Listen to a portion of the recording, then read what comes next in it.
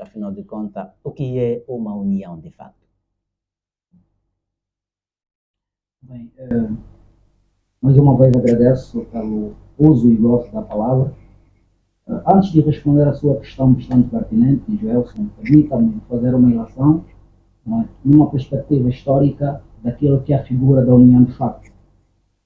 Bem, esta figura união de facto, na verdade, o mecanismo já se assistia em sociedades babilônicas, onde era regulado pelo Código de Hammurabi, mas também, de facto, fazia menção, não é, de um caráter especial, o casamento monogâmico. Dizer que também não descartava essa possibilidade, não é, do concubinato ou de uma poligamia. Daí que os filhos, não é, que resultavam destas ligações tinham de facto direitos sucessórios. Mas atenção, estes mesmos direitos sucessórios aconteceria quando, na verdade, a autoridade paternal, nesse caso o pai, reconhecesse de facto os seus filhos. Mas também tinha algumas relações de índole, não é, incestuosa, que de facto mereciam algumas sanções. Estamos a falar numa perspectiva de uma ligação entre o pai e a filha, não é? O, o filho e a mãe, primos, não é? De facto, essas são algumas ligações que naquela altura mereciam, de facto, sanções. Agora, olhando para o ponto de vista da nossa realidade, olhando o nosso ordenamento jurídico, não é? Começo primeiro pelo artigo 35 da Constituição. É sabido que a Constituição é a Carta Magna, não é? Vamos então procurar saber se a Constituição dá este respaldo legal daquilo que é a união de facto. Nos termos do artigo 35 da Constituição da República de Angola, que tem como epígrafe, não é?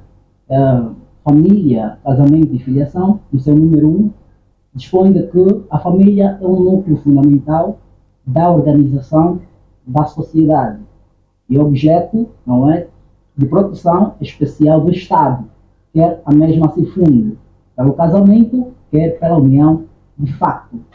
No número 4, vem dizendo que há uma lei que regula a constituição, os efeitos e requisitos do casamento, bem como a união de facto, não é, que é a ligação entre um homem e uma mulher.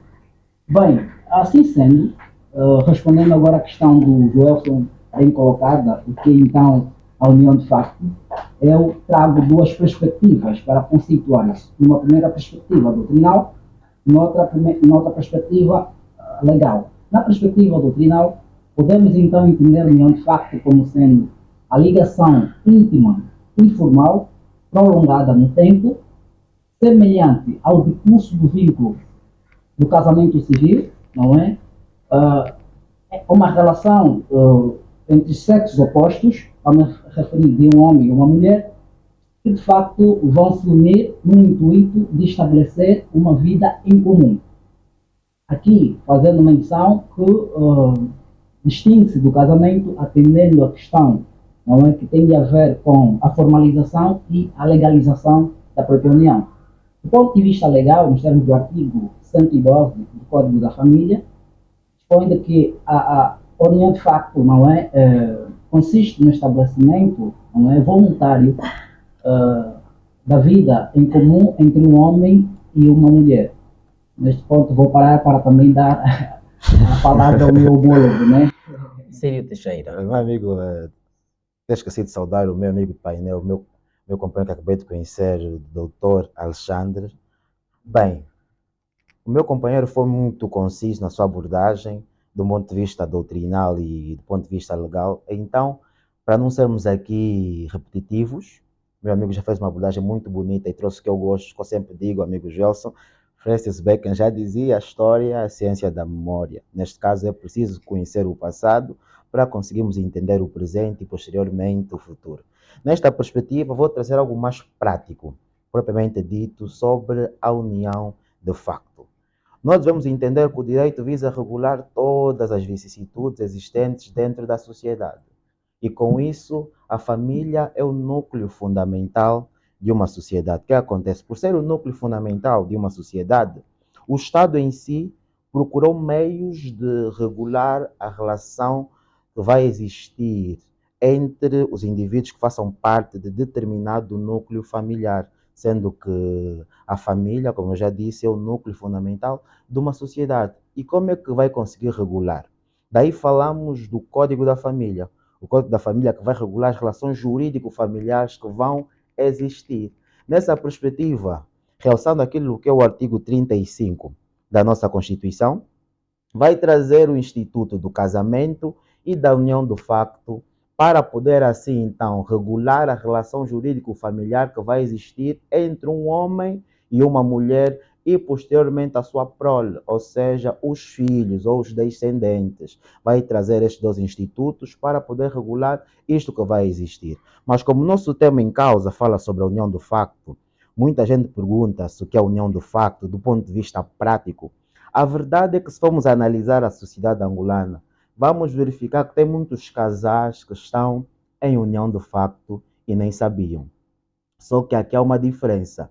Nós temos a união de facto reconhecida e a não reconhecida. Vamos só pegar a designação, a terminologia, união de facto. Está-se a falar de uma situação prática, de uma situação que, do ponto de vista real ou prático na sociedade, verifica-se um indivíduo, neste caso um homem e uma mulher, tenham uma vida comum, ou seja, vivam como se de marido e mulher se tratasse. Só que não existe a formalização. A priori, podemos entender que isto é união de facto, ou seja, consiste numa convivência comum entre um homem e uma mulher, como se de marido e mulher se tratasse, só que não há formalização como casamento. A priori, isto vamos entender que é a união de facto. E, na verdade, agora, querendo destacar várias situações práticas da vida em sociedade, toda a gente conhece um casal que possa estar nesta situação. Vive como se de marido e mulher se tratasse. Tem uma coabitação, tem uma vida comum, tem a prole.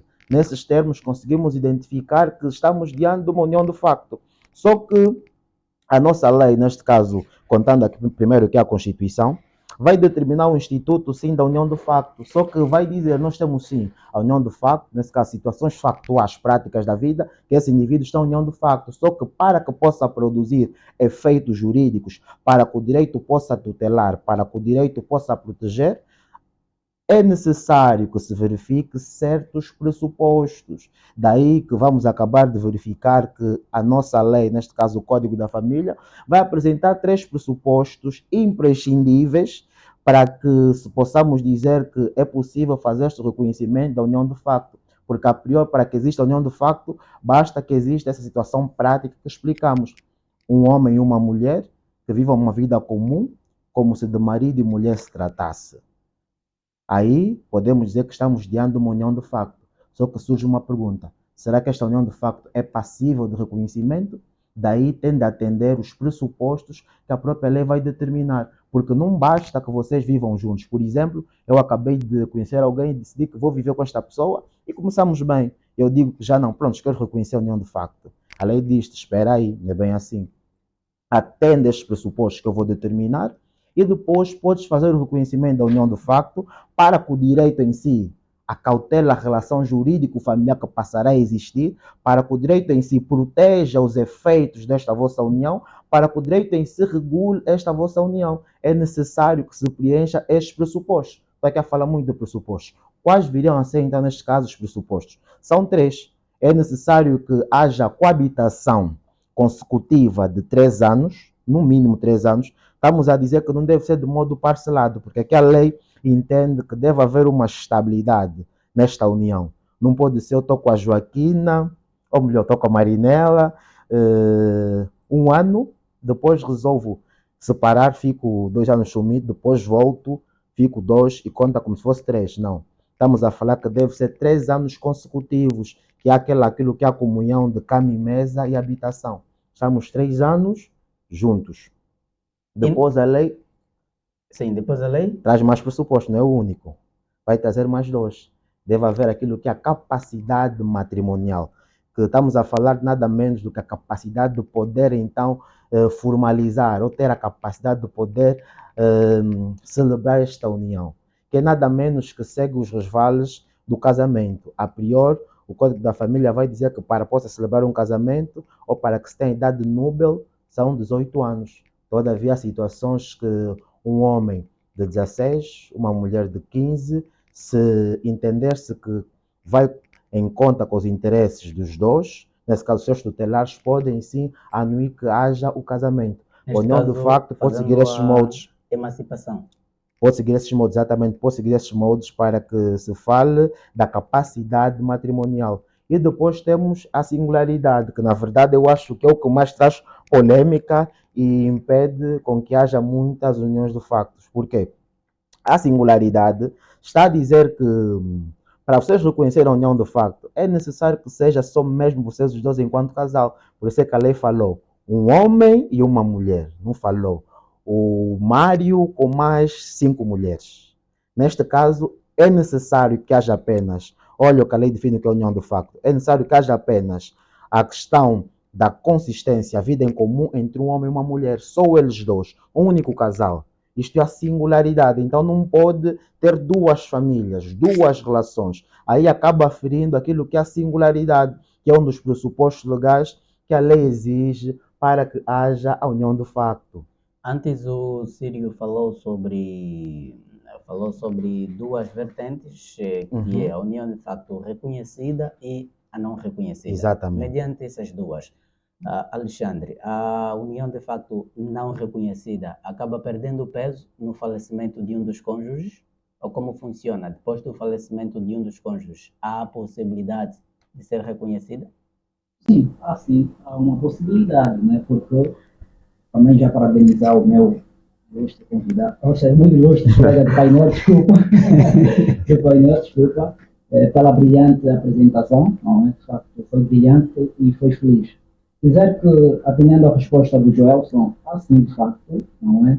Porque, conforme o ilustre disse muito bem, não é? Ele fez menção dos pressupostos legais, né? Citou 10 pressupostos sine qua non, imperativo, mas também, no número 2, abre uma exceção, de facto, que vem dizer o caso da união de facto, que não possa ser reconhecido por falta de pressupostos legais.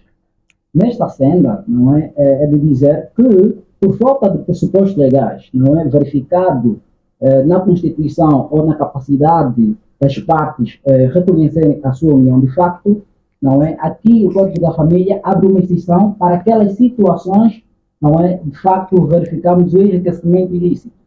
O enriquecimento ilícito. Vamos supor que dentro daquela relação, não é, a parte que na verdade está a praticar, não é, um enriquecimento ilícito, que é então passível, ou seja, previsto pelo Código Civil. Nesses termos, aqui há uma exceção para este quesito, ok? Aqui, de facto, vai-se reconhecer a união de facto no intuito, não é, de fazer a divisão, não é, que é então, de facto, a partilha, não é, comum, como também a própria residência. Para quem vai ficar? Para quem fica isto? Então, é isto, porque o direito tem essa necessidade de acautelar, conforme o meu colega disse muito bem. Ela cautela tudo, por isso que nós dissemos que não há regra sem exceção. Então, essa é a primeira exceção, Sr. Gelson. Mas também dizer que dessas duas modalidades, que o meu colega fez menção, não é a reconhecida e a não reconhecida, nós também devemos olhar em alguns elementos que, de facto, são imperativos para que, de facto, possamos, então, reconhecer esta própria união de facto. Está-se a falar de diferença de sexo, não é? Aqui, obviamente, deve haver a união entre um homem e uma mulher, não está-se a falar de dois homens, não, vamos ter que ser sinceros, está-se a falar de um homem e uma mulher. Essa é a diferença de sexo. E depois também tem a ver com a questão da vivência. Ambos devem viver, não é, sobre o mesmo teto. Devem viver sobre o mesmo teto. E depois tem a questão também da publicidade. Atenção, na questão da publicidade, o que é que se passa? A relação das partes não deve ser de uma forma sigilosa, deve ser de uma forma pública. Ou seja, as pessoas ao seu redor devem presumir que, de facto, os mesmos, não é, possam estar vinculados de forma, ou seja, casados, né, podemos assim dizer. Mas também, ou que vivem juntos. Certo, devem presumir que não, esses tipos estão casados. Tem que ser uma presunção, ou seja, os familiares todos têm que saber que o fulano ou o Carlos Joel só está com X. Vive por um tempo com X. Então, essa presunção que deve haver, também é um dos requisitos. Depois temos a questão da durabilidade, né? Conforme o meu colega disse muito bem, Aqui o Código da Família faz menção, não é? Que, de facto, para se reconhecer é necessário de curso de tempo de 3 anos. 3 anos é o tempo, não é, que a lei determina. Como também temos outro elemento bastante pertinente, que é a questão da sequência. Ou seja, não deve ser apenas uma relação virtual, tem que ser contínua, não é? Tem que ser contínua e determinada. E depois também temos a questão do vínculo, não é? Do vínculo. Esse vínculo, é isso que o Luís também acabou de dizer, deve ser apenas com a sua parceira, num sentido, ou seja, no sentido monogâmico. Alexandre, o Sírio anteriormente, e tu acabaste de frisar também, dizer que devem ser pessoas do sexo oposto. Face às novas tendências de pessoas que acabam vivendo junto do mesmo sexo, estes não têm como discutir a divisão de alguns bens na justiça caso um deles venha a falecer. Não, obviamente que não. Face a estas tendências, vamos supor que homens, não é? Homossexuais, não, de facto que não. Tem-se dito, dura lex, sed lex. A lei é dura, mas é a lei. O Código da Família não há decisão, porque há se falar da diferença de sexo. Essa diferença de sexo é a união voluntária entre um homem e uma mulher, e nada mais. E nada mais. Então, este ponto, já bem dito, aqui que aqueles casais homossexuais que de facto tensionam a reconhecer a união de facto, aqui o Código da Família não faz menção, não há uma exceção para ele. Ou salvo-se na construção, na compra de determinados bens, casas, seja registrado no nome dos dois, aí não tem nada a ver com... Mas também não terá como, devido a todos esses pressupostos e os elementos que eu acabei de fazer menção para que de facto se reconheça a união de facto. Não tem como nós... Não mais dentro da união de facto, mas por estarmos juntos, fizemos a compra de um bem, colocar ou registrar o nome dos dois, não estando dentro da união de fato, mas salvaguarda se calhar a posse dos bens no desaparecimento de um dos dois. Aí, na verdade, o que vai se tratar, desculpa por intervir, o que vai se tratar é o que, do ponto de vista constitucional, nós sabemos que existe a supremacia da Constituição. Depois, as leis ordinárias chegam ao pensamento sequencial da Constituição, sob a pena de, se for contrário, ser inconstitucional. E o artigo 35 da nossa Constituição, no seu número 1, na sua parte final, vai referir um ponto que é bastante importante, que quando formos a fazer a interpretação, deve seguir esta linha, que vai dizer entre um homem e uma mulher. Neste caso, pese embora atendendo fatores que eu não consigo justificar agora, ou atendendo a fatores da globalização, ou novas descobertas do próprio ser humano, a questão de podemos verificar atualmente relações entre homem e homem, mulher e mulher, a nossa legislação, a priori, ainda não regula ou não regula esta relação jurídico-familiar. Assim sendo, nem o Código da Família poderia, em instância alguma, poder abrir essa exceção, porque a questão ditada começa a partir da Constituição. A Constituição, a partir do seu artigo 35, já estabelece que a relação deve ser entre um homem e uma mulher. Logo, o casamento deve ser entre um homem e uma mulher. A união de facto deve ser entre um homem e uma mulher. Mas agora, quanto à questão que o Gelson respondeu, ou levantou, desculpa, em relação se dois homens que tenham propriedades, neste caso, que pertencem aos dois, não vai ser tratada do ponto de vista jurídico familiar. Vai ser tratada do ponto de vista do direito civil, como propriedade, pertence aos dois, prontos. Não enquanto uma relação jurídico-familiar. Aí o instituto é totalmente diferente, não uma relação jurídico-familiar, porque o nosso ordenamento não regula a relação entre um homem e uma mulher, mas sim trata, do ponto de vista do direito civil, que pode ter um bem sim que tenha dois proprietários, dois titulares. Então o tratamento é nessa perspectiva. Por isso que devo dizer que, quanto à relação existente entre indivíduos do mesmo sexo, a nossa realidade jurídica não perfilha, não traz regulamento, não traz proteção legal sobre a relação que está a existir. Aí, no mínimo, se surgir patrimônios ou uma relação que envolva patrimônios, vai tratar-se do ponto de vista do direito civil, a quanto da sua divisão, não do ponto de vista do direito da família.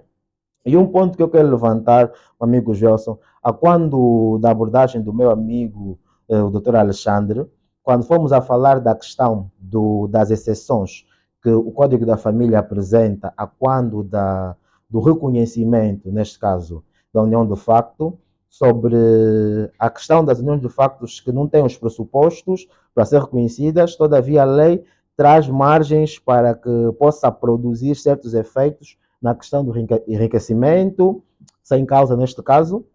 Eu devo dizer que aí devemos ter bastante atenção e cautela a fazer essa abordagem, porque, como muito bem a doutora Medina do Carmo refere, a questão daqui a lei salvaguardar ou trazer esta tutela é mesmo relativa na perspectiva que o amigo frisou, que é, por exemplo, quando os dois vivam juntos, só que não preencha os pressupostos para que haja reconhecimento, todavia, quando desta vida comum tenham produzido bens que pertencem aos dois, deve-se fazer devida divisão. Então aí o direito não vai ter que reconhecer, vai trazer o reconhecimento do ponto de vista do patrimônio que tenham conseguido construir que pertence aos dois, para que não pareça que nós dois vivemos juntos, nesse caso um homem e uma mulher, e no final os dois construíram aquilo e depois um quer levar porque é seu. Não pode. Aí o direito vai trazer o reconhecimento do ponto de vista patrimonial do que os dois conseguiram criar, para que haja divisão e não haja aquilo que é a questão do enriquecimento sem causa, ou também nas questões de poder haver a presunção de paternidade, por exemplo. Nós os dois não temos todos os pressupostos para que haja o reconhecimento da união de facto. Todavia, vivemos juntos. E desta relação, vamos ver que surge um filho. Aí também a lei consegue trazer a presunção de paternidade para este indivíduo. É nesta perspectiva que surge este reconhecimento. Só que para que fique mais claro essa abordagem, é necessário que consigamos primeiro trazer a conversa do reconhecimento. Qual é a produção do reconhecimento? Porque aqui do não reconhecimento, a perspectiva que se traz não é bem uma divisão da união de facto que não é reconhecida. A conversa não é que vai haver uma divisão. Como a doutora Medina refere, o que há na verdade? É como se estivessem juntos em separação de bens. Ou seja, cada um tem o que é seu. Só que durante esta vida comum, possam ter produzido bens comuns. Por exemplo, eu investi 50, a mulher que estava comigo investiu 50 e conseguimos comprar um carro. Há um investimento comum das duas partes, então o bem pertence aos dois. E pode ter havido mais bens. É nessa perspectiva dos bens que pertencem aos dois, para que não saia um enriquecimento sem causa de uma das partes, vamos reconhecer para que haja a sua divisão. É nessa perspectiva, porque já a união de facto reconhecida, a união de facto reconhecida que preencha os três pressupostos que já referi, o que vai acontecer? Aí, na verdade, existe um efeito pleno, se assim podemos dizer, porque a união de facto, quando seus efeitos se equiparam ao casamento. Ou seja, se Maria e o Joaquim reconheceram a união de facto, preencheram os requisitos cumulativos que a lei estabelece, o que é que vai acontecer? A partir do reconhecimento até a sequência que perdurar esta união de facto, se não tenham declarado que querem num regime de separação, porque também é possível, mas é facultativo, porque sendo que se não se pronunciarem de modo supletivo, a lei estabelece o regime regra do casamento, que é em comunhão de adquiridos, que quer dizer que tudo que for produzido na vigência desta união pertence aos dois. Quer dizer que, se já reconheceram, a partir do momento que reconheceram esta união de facto, tudo que vocês produzirem até o cessar da mesma pertence aos dois. E agora, o meu amigo Gelson, no início da nossa conversa, falou do senhor que infelizmente sucumbiu, acabou por morrer, mas são patrimônios, discute-se, porque o irmão diz que é seu. E é um fato que acontece É real. muito na nossa Exato. sociedade. Uma resposta concreta sobre esta situação. O que é que há? Na verdade, a união de facto pode ser reconhecida mesmo depois do senhor morrer. Basta que, neste caso, o sobrevivo, neste caso a mulher, apresente, por via de um processo judicial, os pressupostos de que sim, olha, meritíssimo, tudo isto que foi construído pertence aos dois, nós produzimos juntos, nós tivemos os pressupostos para o reconhecimento. Houve a questão da coabitação, cama e mesa, houve a questão da singularidade, houve a questão da capacidade matrimonial, então faz o reconhecimento da união de facto por morte, que vai acontecer o seguinte, vai se chamar todos, assim como ocorre no casamento, o juiz vai chamar todo o patrimônio pertencente aos dois, tanto da mulher como do marido, na vigência desta relação de facto, que é passível de ser já reconhecida neste caso. Vai chamar todos estes patrimônios dos dois lados e vai fazer o quê? Ameação. Neste caso, o patrimônio bateu não sei quantos, 5 milhões. Vamos fazer a divisão. Neste caso, vai fazer essa ameação, 2,5 para um lado, nesse caso, de cunhos, e 2,5 para a mulher. Neste caso, faz-se a divisão do patrimônio. E estes 2,5 que sobrou do decúios, neste caso o indivíduo que morreu, como já não vai poder usufruir, aí abre-se a classe dos sucessíveis, abre-se a classe dos legítimos herdeiros.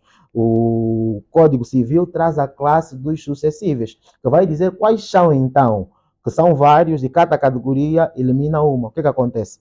Na verdade, nessa classe, depois de fazer essa divisão, nem os irmãos, na verdade, são os primeiros a receber. Sendo que uma classe elimina a outra, o que vai se verificar? É que quem está na primeira classe são os descendentes, ou seja, os filhos. Nesse caso, quem será chamado? Serão os filhos. E se tem filhos, todos os outros, irmão, tio, todos são desnecessários. Acabam caindo por terra. Exato, caem por terra. Neste caso, serão os filhos que serão chamados. Se for o único filho, na verdade, tem direito de primeiro, calcula-se a legítima, que neste caso fica com a metade do patrimônio do pai, se for só um. Se for mais de um, fica com 2/3. Nesse caso, tira-se 2/3 dos 2 milhões.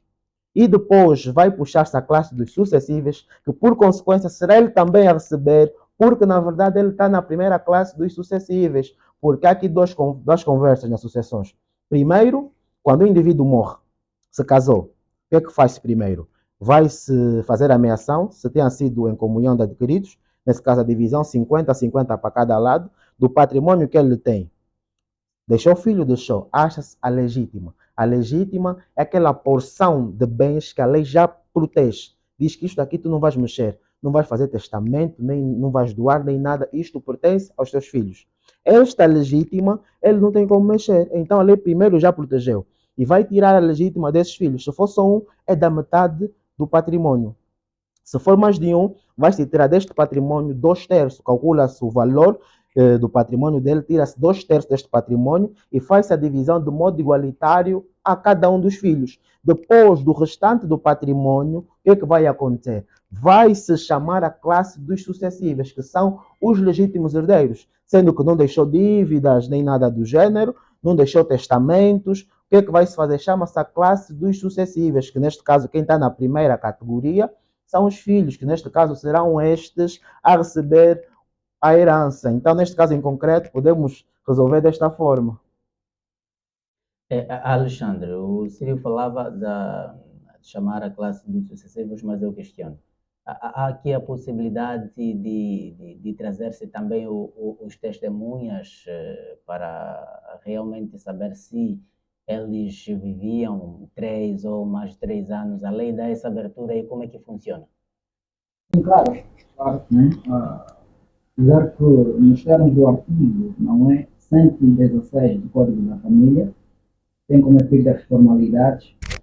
Número 2 diz que, na verdade, as partes devem, de facto, não é, apresentar, não é, alguns documentos necessários, comprovativos daquilo que então, da sua, ou seja, que comprova a sua união de facto. Mas dizer que os testemunhas também podem eventualmente fazer parte no sentido de testemunhar a coabitação, não é, entre esses casais. E também dizer que nessa perspectiva, falando aqui um pouco, não vou falar mais muito porque meu colega já disse quase tudo, ela falou sobre as formalidades, não é? Há duas formas de se reconhecer a união de facto, que é o reconhecimento por mútuo acordo e o reconhecimento em caso de morte ou ruptura.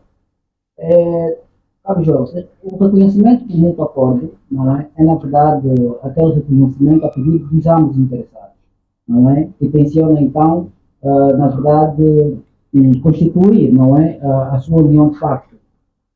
Dizer que esta via em face de um registro civil.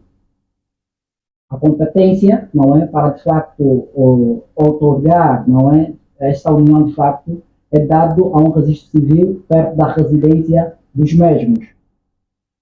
Em via, ou seja, na questão da via, da questão da união de facto em caso de morte, aí acontece por via judicial.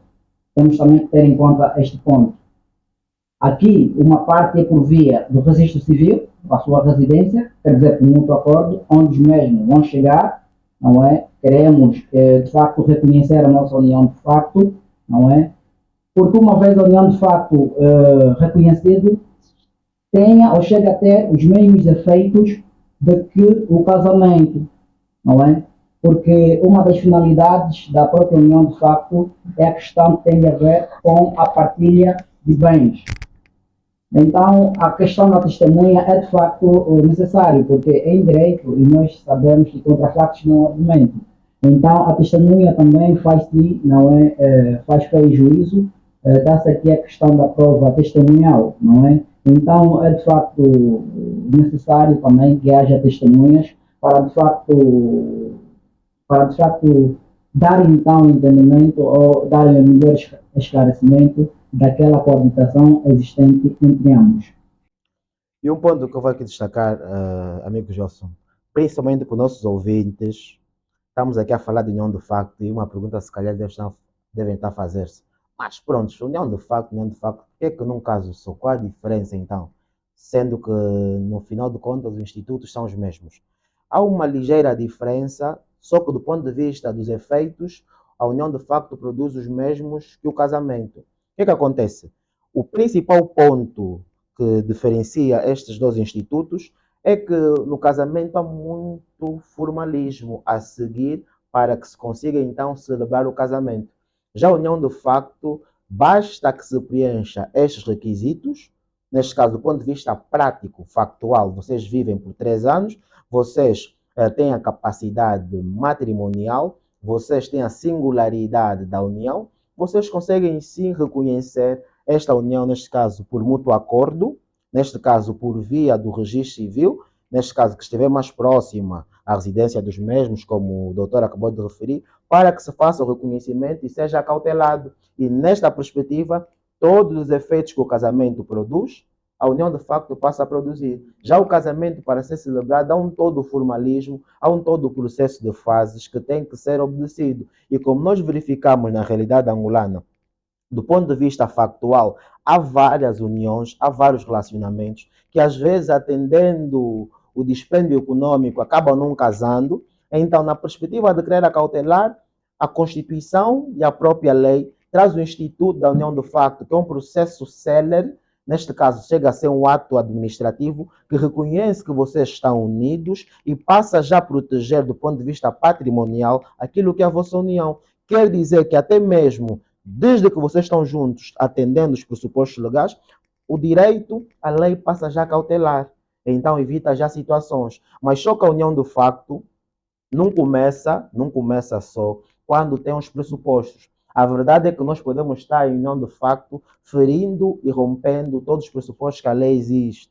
Mas estamos em união de facto, só que a questão é que é uma união de facto que não cabe os pressupostos para que seja reconhecida. Mas, a partir do momento que passa a ter ou tenha então os pressupostos para ser reconhecida, o que é que vai acontecer? A partir daquela instância, começa a contar o prazo de 3 anos, começa para que possa ser reconhecida. Nessa perspectiva que surge a própria união de facto, é um processo bem mais célere para poder acautelar do ponto de vista patrimonial das relações jurídico-familiares os efeitos. Por isso é que nós verificamos na sociedade angolana vários casos, como que falamos agora, depois surge um todo de problemas. Só que esse todo de problemas pode não ser bem assim. Eu posso estar com a minha parceira por 17 anos.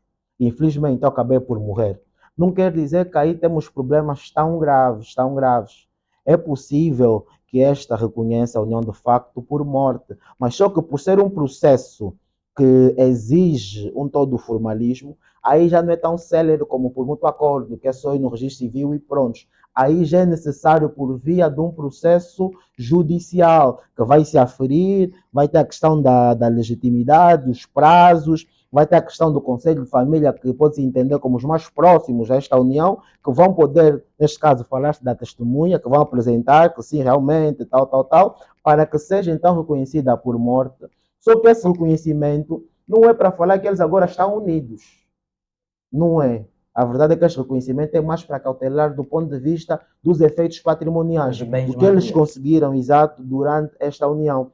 Bem como também pode eu estar com a minha namorada por 20 anos, só que depois, durante estes 20 anos, conseguimos conquistar-se muita coisa, conquistamos muita coisa, só que depois, vamos lá ver, eu me armo esperto e digo que agora tudo é meu, você sai e vai.